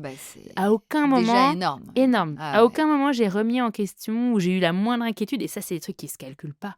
En fait, Léna, je lui fais confiance et c'est la bonne personne. C'est la bonne pour personne. s'occuper de notre Et fille. alors, elle allait quand même chez la nounou en journée. Hein. Léna, elle Ah bossait. oui. Ouais, elle Ok. bossait en journée. Et elle allait la récupérer chez la nounou. Exactement. Alors après, Tanguy était plus souvent là que moi parce que lui, son projet était basé à Lorient, donc plus facile. Mais quand on était tous les deux en mer, c'était Léna, le troisième parent, qui devenait le seul parent, quoi, le seul et unique parent. Waouh. Voilà. Donc c'est un peu bizarre, mais c'est bizarre. C'est Ouais. à la fois une très bonne solution, je trouve. Là, c'était magique. Ça reste en famille. C'était parfait. Voilà. On dit qu'il faut un village pour élever un enfant. Là, c'était voilà. petite communauté. La petite communauté. Oui. T'as fait ça progressivement ou t'es parti combien de temps Alors au début, fois déjà quand tu re-signes un sponsor, tu pars de 3 jours et tout ça. Ouais. Ça se fait des petits moments comme ça. Ensuite, là, elle avait quoi, 6 mois, Mathilda? Elle avait 6 mois, voilà. Ouais. Ensuite, assez vite, au mois de juillet, donc là, elle a 8 mois, 7 mois, j'ai dû partir 15 jours d'un coup parce que je devais aller faire une course qui n'était pas longue, mais comme mon bateau était à Portsmouth, qu'il y avait la mise à l'eau, j'ai dû partir 15 jours d'un coup. Donc ça a été le premier vrai test. Ouais. Les au revoir sont difficiles, le avant de partir est difficile. J'avais une culpabilité latente, tout le temps, et que j'ai eu jusqu'au départ du Vendée Globe, qui heureusement a disparu quand je me suis retrouvée sur le premier jour du Vendée Globe, mais une espèce de mais quelle horrible mère suis-je de lui faire ça. J'arrivais pas à m'en débarrasser, même si j'essayais de traiter le truc, c'était quand même quelque chose qui faisait partie de moi. Mais une fois que j'étais dans le vif du sujet, en train de faire ce que j'aime, ou en tout cas d'être à fond concentrée, ça allait. Il y avait toujours une petite appréhension de si quand je vais la retrouver, est-ce qu'elle va me faire la tête ou quoi. Ça n'a jamais été le cas. Il y a eu une fois quand elle avait 1 an et demi où c'était plutôt l'inverse, c'était pot de colle mais maladif, quoi. Et là, c'était un peu particulier, où là, il y a un peu de culpabilité parce que, bon, après, à 18 mois, n'importe quel enfant peut être comme ça, mais hyper collée à moi. Enfin, je pouvais même pas aller aux toilettes. Je pouvais pas. Je me souviens, je cuisinais et je pouvais pas la poser même sur une chaise à côté de moi, où il fallait qu'elle soit dans mes bras, quoi. Tout le temps. Alors, sauf s'il y avait un jeu, un truc qui la déconcentrait, puis ça dépendait des moments de la journée, mais c'était une miette. Exactement. Et donc là, quand tu dois repartir dans cette situation-là, tu te sens un peu mal. Mais comment t'as fait avec elle, justement? Est-ce que tu lui expliquais? Est-ce que tu lui parlais beaucoup? J'ai toujours beaucoup expliqué. Alors, je dis, je vais faire un voyage en bateau. Enfin, je rentrais pas. Tu prends des mots très très simples. C'est le travail. Ouais. Parce que mine de rien, c'est ça aussi. Oui, c'est ce que c'est. Et je vais faire un voyage en bateau. Bon, au début, tu sais pas trop ce qu'ils comprennent, mais oui, à la fin, quand ils ont 2 ans, tu sens qu'ils comprennent quand même pas mal. Après, il n'y a pas la notion de durée. Je pense que 2 jours, 3 mois, je disais pas trop, je pars 2 jours ou 2 semaines, quoi. Ouais. Je disais, je pars faire un voyage en bateau et je reviens. Et voilà. Est-ce que pendant cette préparation, tu as eu l'impression de rater des moments cruciaux? Ouais, la première fois qu'elle s'est assise toute seule, je l'ai en vidéo. La définition de ce qui se passe dans ta tête, c'est du tiraillement. Tu es torturé entre 2 aspirations profondes de ton être. Ça, il n'y a pas de doute là-dessus. C'est ça. Et donc, les mois passaient. Toi, tu te préparais avec tes courses qualificatives. Et à un moment, il allait falloir partir pendant 3 mois. Un peu moins, du coup, cette fois-ci, mais ouais.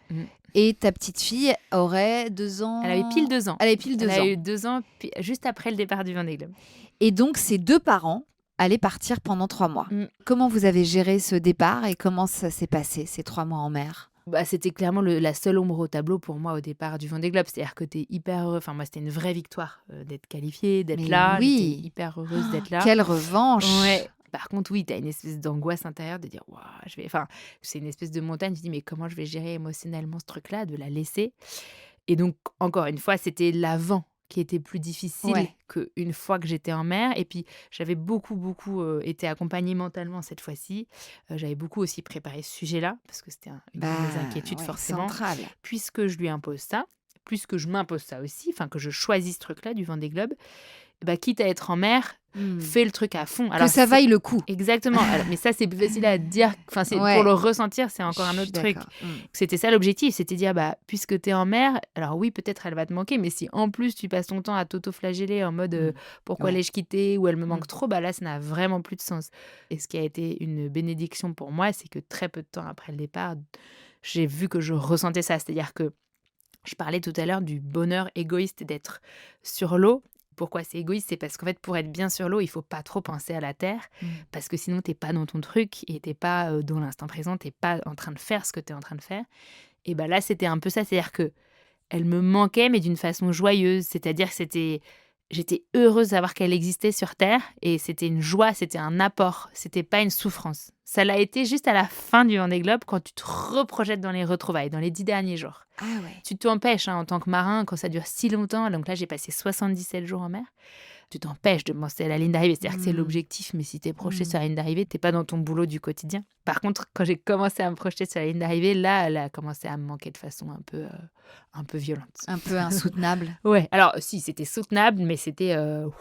tu te dis, je vais la retrouver, j'aurais fini le Vendée Globe. Enfin, ça paraissait trop beau pour être vrai. Et puis, tu sais, tu as une des seules angoisses que j'avais liées à Mathilda, c'était s'il lui arrive un truc qui a ni son papa, ni sa maman, on peut être tous les deux au milieu du Pacifique. Il peut nous falloir 15 jours pour revenir à terre. Ça, si il nous arrive ça et que même ça vient à une issue dramatique, je me le pardonnerai jamais. Et tu vois, c'est des trucs que tu t'empêches un peu de penser parce que tu peux pas penser toujours au pire dans la vie, sinon tu fais plus rien. Mais mine de rien, je suis obligée d'admettre que avant d'avoir une petite fille, je me faisais des cauchemars où je perdais ma quille, mon bateau se retournait. Là, mon cauchemar, c'était ça, quoi. C'était, il lui arrive un truc et il n'y a ni son papa ni sa maman, quoi. Mais parce que concrètement, si on imagine le pire scénario, tu peux pas venir te faire récupérer en hélico et ramener auprès de ta fille en 24 heures ? Non, c'est justement ça le concept du Vendée Globe, c'est que tu es dans des zones où il y a déjà les hélicos, ça va à 500 km des côtes. Enfin, tu vois, on est beaucoup plus loin que ça des côtes. Quand tu es au milieu du Pacifique, tu es beaucoup plus loin des côtes que ça. Personne ne vient te chercher, oui. Dès que tu viens déclencher des secours, finalement, tu prends des risques pour les secouristes. Enfin, si toi, tu n'es pas en danger, il n'y a jamais de raison de déclencher les secours. C'est très courant dans le Vendée Globe d'être dans des zones où tu sais que quoi qu'il arrive, il n'y a jamais un secours qui va mettre moins d'une semaine à venir te chercher. Par contre, tes premiers sauveteurs sont les autres concurrents. Et oui, bien sûr. Et dans l'histoire du Vendée Globe, c'est ça qui s'est passé très, très régulièrement. Ouais. C'est qu'en fait, c'est eux qui sont les plus proches de toi et très souvent, c'est eux qui te sauvent. Donc, il y a ce rapport-là de concurrent-sauveteur qui est rigolo. Ça me fout des sueurs froides, ce que tu me racontes. Voilà. Je t'admire tellement. Je ne sais pas si c'est de l'inconscience ou du... Je ne sais pas comment tu fais. Bon, et finalement, ces 77 jours se sont écoulés et tu es arrivé au Sable d'Olonne. Rappelle-moi la date. Ça, c'était, je ne sais même plus, 27 janvier, un truc comme ça. 27 janvier 2025. Oui, là, cette année. Oui, c'est ça. Et Tanguy, il est arrivé avant ou après ? Il est arrivé une semaine après moi. Non, il avait un plus vieux bateau et c'était son premier Vendée Globe. Oui. N'empêche, c'était la première. J'ai eu la primeur de retrouver Mathilda et ça, c'était quand même un truc de dingue. Et alors, ce retrouvailles ? Léna est venue me l'amener en Zodiac quand on était plus proche des côtes, enfin très proche des côtes, donc dans un endroit tout plat, pas dangereux.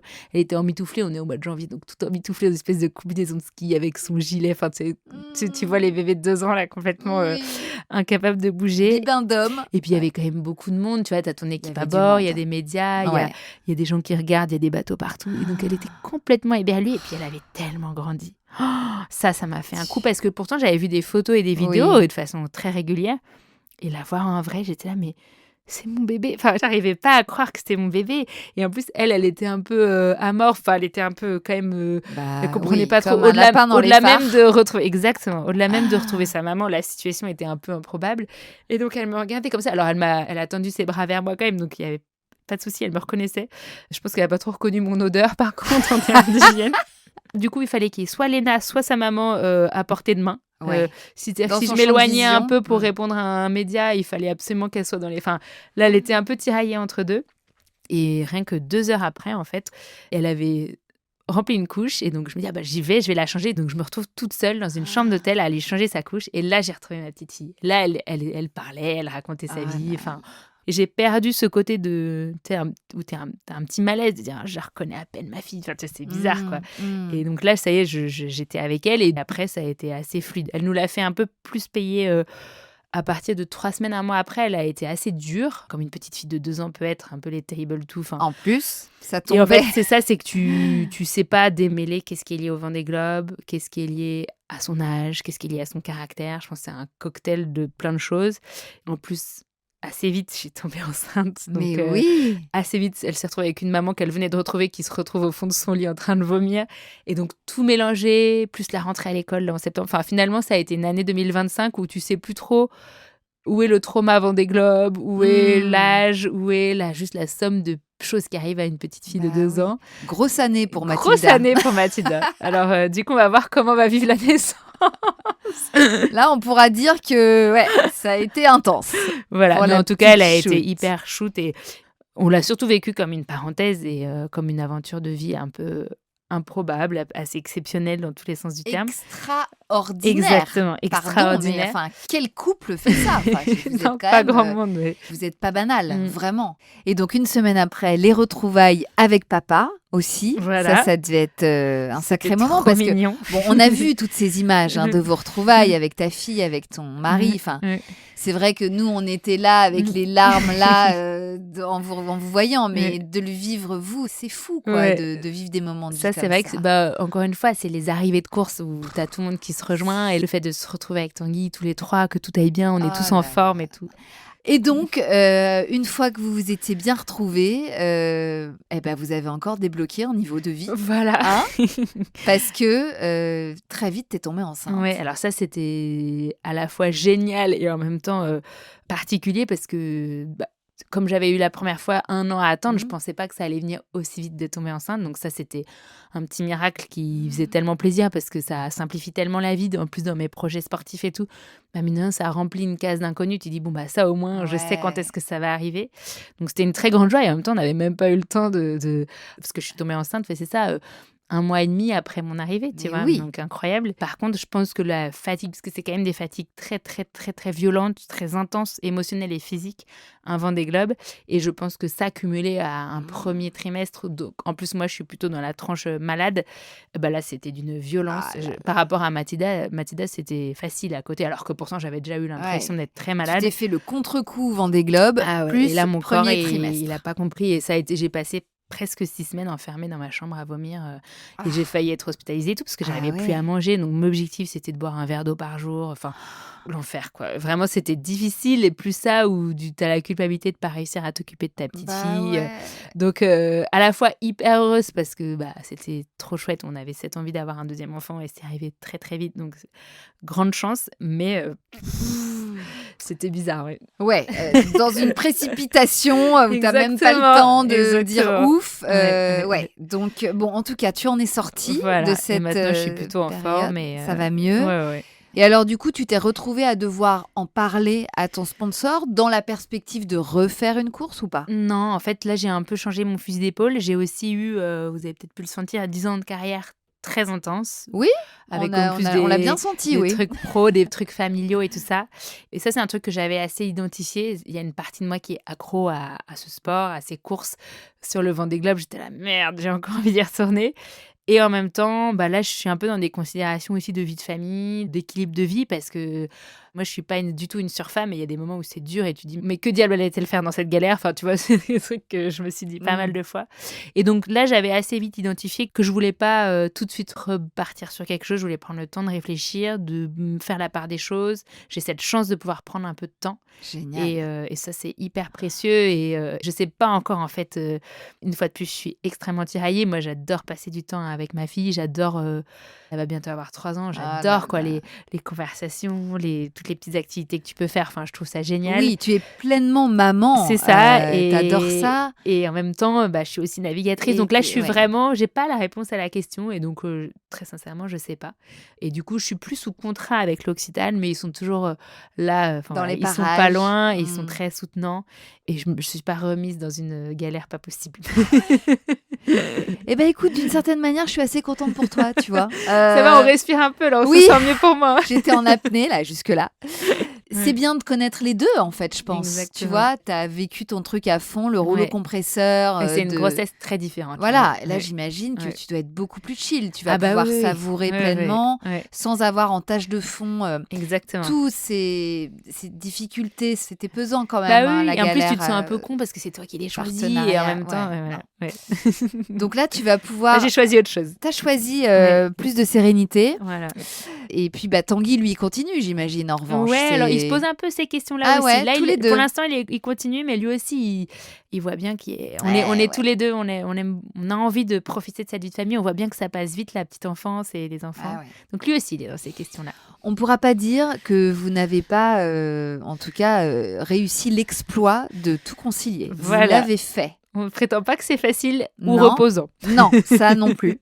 Mais en tout cas, merci pour ce témoignage et ce message très fort quand même que tu envoies au passage à ce monde, ce milieu sportif qui est tellement génial par ailleurs, tellement extraordinaire, qui nous fait vibrer, mais qui mériterait à un peu plus être adapté. Ça avance. Voilà, aux femmes, aux futures mères, aux mères de famille. Parce que voilà, on a adoré te suivre, pas mère, puis mère, et on te suivra peut-être dans d'autres exploits en étant mère de 2 enfants. Je veux dire, on verra. Voilà, tout est possible. Tout est possible. Merci en tout cas, Clarisse. Merci infiniment. On embrasse Tanguy et Mathilda, Elena. Elena, ouais, elle mérite bien un petit bisou. Et vos familles respectives. Belle naissance. Merci tu me tiens au courant. Hein. Ouais. Bisous, à bientôt. Salut. Ciao. Et voilà, c'est la fin de cet épisode qui, je l'espère, vous aura plu. Merci encore à Clarisse d'avoir pris le temps de passer par chez Bliss. On te souhaite le meilleur avec ta jolie petite fleur fraîchement arrivée.